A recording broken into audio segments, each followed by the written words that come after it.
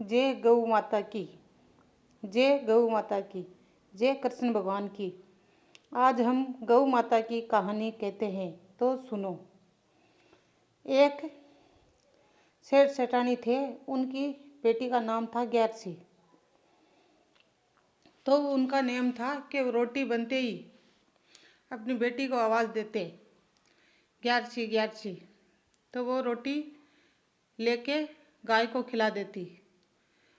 ऐसे ही उसकी दिनचर्या चलती रही और ग्यारसी दिन ब दिन बड़ी होती गई। ग्यारसी बड़ी हो गई तो वो एक लोटा ले जाती और गाय के पास पहली रोटी ले जाती। रोटी ले जाकर गाय को खिला देती और पानी का लोटा उसके खूंटे में डाल देती। बड़ी हो गई तो सेठ सेठानी ने सोचा ग्यारसी की शादी कर देते हैं। उन्होंने ग्यारसी योग्य लड़का देखा, अच्छे घर का लड़का था और ग्यारसी भी एक सेठ के घर में चली गई और सेठानी बन गई। और ग्यारसी वहाँ जाने के बाद में ही जो दूसरी गायें आती थी उन्हें पहली रोटी खिलाती थी। ये गाय के प्रति ग्यारसी का प्रेम भाव देखकर उसके सास, पति, ससुर सभी खुश हुए और वो गाय लाके बांध दी ग्यारसी के लिए। बोले ये गाय हमें दूध भी देगी और इसकी सेवा पूजा तो ग्यारसी कर ही देगी। गाय की सेवा भी कर लेगी ग्यारसी और हम दूध लाते हैं, कभी किसी से लेते हैं कभी किसी से, तो हमारे घर में ही गाय होगी तो दूध देगी। इसीलिए उन्होंने गाय बांध दी। ग्यारसी उस गाय की खूब सेवा करती थी। तब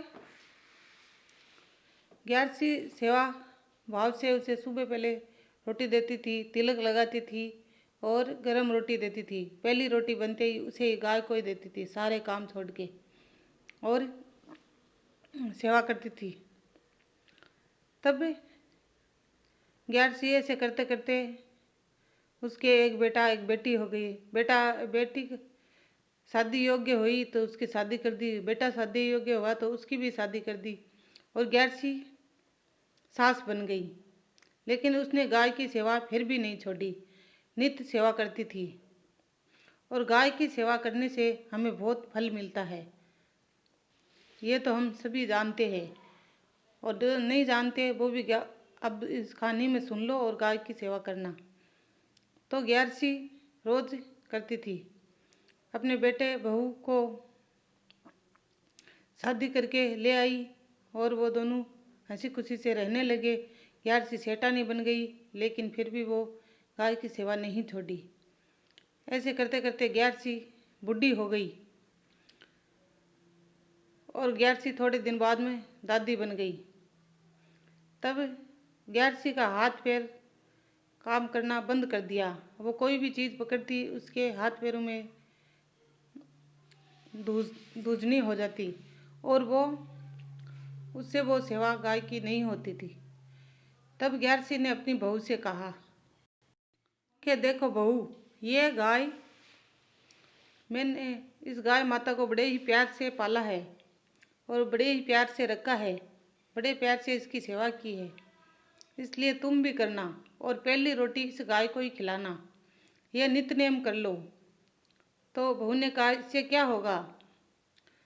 तो ग्यारसी ने कहा इससे हमारे घर में संपत्ति रहेगी, सुख संपत्ति सब रहेगी, आपस में कोई लड़ाई नहीं झगड़ा नहीं होगा और घर में शांति रहेगी, धन की प्राप्ति होगी।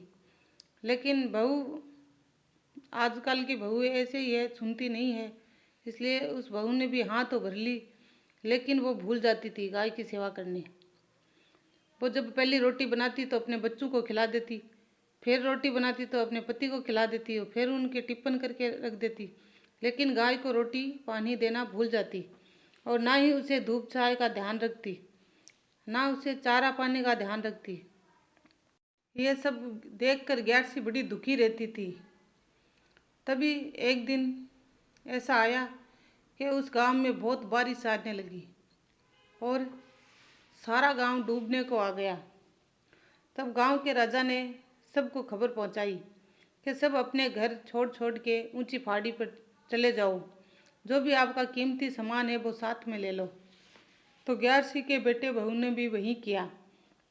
उन्होंने सारा कीमती सामान बांध लिया और अपने दोनों बच्चों को साथ में ले लिया और ग्यारसी को भी बोलने लगे कि चलो माँ, यहाँ पानी आएगा, हम डूब जाएंगे, तुम चलो।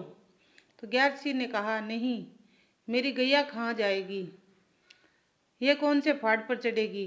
तो उसके बेटे बहू ने उस गाय की रस्सी खोल दी, बोले ये भी कहीं चली जाएगी। लेकिन वो ना तो गाय हिली ना ग्यारसी हिली। ग्यारसी ने कहा, देखो मेरी उम्र इतनी है, शायद भगवान की यही मर्जी है, मुझसे ना तो पहाड़ पे चढ़ा जाएगा, ना ही मैं गैया को छोड़ के जाऊंगी, इसलिए मैं यहीं हूँ। तो पानी बढ़ने लगा।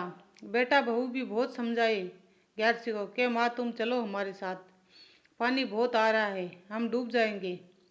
लेकिन ग्यारसी ने मानने को तैयार ही नहीं कि देखो, अगर मेरी आयु है तो मैं बचूंगी ज़रूर, अगर मेरी इतनी आयु है, भगवान की यही मर्जी है, तो मैं चली जाऊंगी। वैसे ही मेरे तो बुढ़ापा है, अंत समय है, अब और जी के क्या करना है। तो ग्यारसी नहीं मानी और बेटा बहू हताश होकर वहाँ से चले गए अपने दोनों बच्चों को लेकर। सारा गांव डूब गया, पानी भर गया और यहाँ तक राजा के महल के अंदर भी पानी चला गया। लेकिन ग्यारसी ने, गौ माता उसके पास आई और ग्यारसी ने उसकी पूंछ पकड़ ली।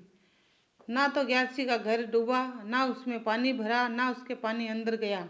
उस गाय माता की कृपा से ग्यारसी का घर गिला हुआ सिर्फ। 3 दिन बारिश होने के बाद में सारा गांव अपने गांव में आया और देखा तो ग्यारसी के घर के अंदर पानी नहीं था, पूरे गांव में पानी था। तब उसके बेटे बहू ने कहा, ये माँ, ऐसा कैसा चमत्कार है गौ माता का। बोला, ये बेटा गौ माता की कृपा है, कृष्ण भगवान की कृपा है। जो गौ माता की सेवा करेगा उस पर कृष्ण भगवान की कृपा होगी। और गौ माता में 33 करोड़ देव देवता होते हैं, तो हम पर सब देवताओं की कृपा है। ये मेरी उम्र भर करने सेवा का करने का फल है। देखो आज इतना पानी आया, 3 दिन तक पानी आया, पूरा गांव डूबने को आया, लेकिन हमारे घर में पानी नहीं है। इससे बड़ा चमत्कार और क्या देखना चाहते हो। तो बहू और बेटे ने पैर पकड़ लिए ग्यारसी के, बोले माँ, हमसे बहुत बड़ी गलती हो गई, हम तो ध्यान ही नहीं देते थे। तब तुम कहती थी कि गाय की सेवा करो, हमें कभी टाइम मिलता था उसको चारा दे देते, कभी टाइम मिलता पानी दे देते, लेकिन रोटी तो कभी नहीं दी। तब वो राजा भी आया और पूछा, ये क्या है, तुम्हारे घर में पानी क्यों नहीं आया। तो वो गऊ की पूंछ पकड़े ही बैठी थी। बोले, देखो इस गौ माता की कृपा है राजा, गौ माता की सेवा करोगे तो फल मिलेगा। मैं तो कहती हूँ राजा, आप भी करिए गौ माता की सेवा और पूरी नगरी में खबर दे दीजिए कि गौ माता की सेवा करोगे, जो किसी पुण्य व्रत का धर्म पुण्य हमें मरने के बाद में मिलता है, लेकिन गौ माता की सेवा ऐसी है कि हमें जीते जी भी फल मिलता है और मरने के बाद तो मिलता ही है।